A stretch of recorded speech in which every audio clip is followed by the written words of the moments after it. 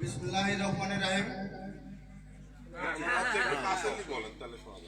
প্রিয় এলাকাবাসী, আসসালামু আলাইকুম।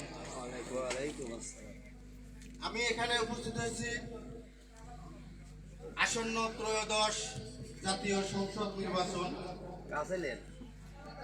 আমাদের নাটোর 4 আসনের বিএনপির মনোনীত এমপি প্রার্থী আব্দুল আজিজ সাহেব, আপনারা কি সবাই তো জানেন তো না?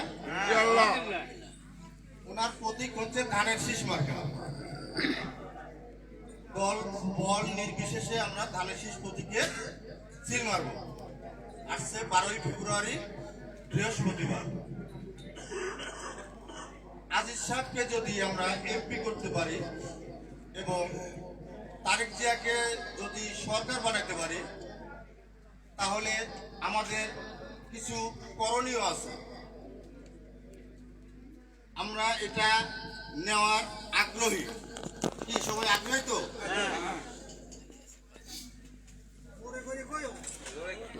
তারেক জিয়া যেটা ঘোষণা করছে, আমার বাম হাতে দেখতে পাচ্ছেন একটি ফ্যামিলি কার্ড। সারা বাংলাদেশে 50 লক্ষ বর্তমানে এই ফ্যামিলি কার্ড দেওয়া হবে। পর্যায়ক্রমে কোনো পরিবারই বাদ থাকবে না। একটি করে ফ্যামিলি কার্ড। এই ফ্যামিলি কার্ডের হচ্ছে সুবিধা কি আপনারা কি জানেন? বলেন আপনি।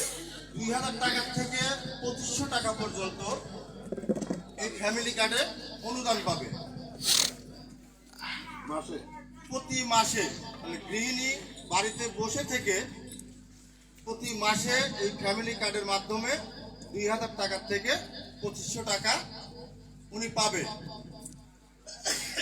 পরবর্তীতে একটি কৃষক কার্ড, মানে কৃষি কার্ড। আমরা তো সবাই কৃষক নাকি? কৃষকের ছেলে। একটা কৃষকের ফসলের জমিতে আবাদ করতে গেলে সার, বীজ, কীটনাশক এগুলো প্রয়োজন কিনা? প্রয়োজন আছে।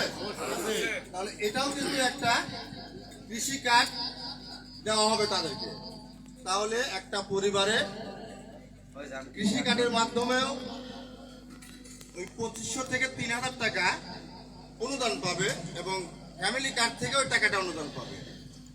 তাহলে একটা পরিবার কিন্তু সারা মাসে ঘরে বসে থেকে কিন্তু ইনকাম করতে পারতেছে। তাহলে আমাদের করণীয় কি? সবাই ধানের শীষে ভোট দিয়ে জয়যুক্ত করতে হবে।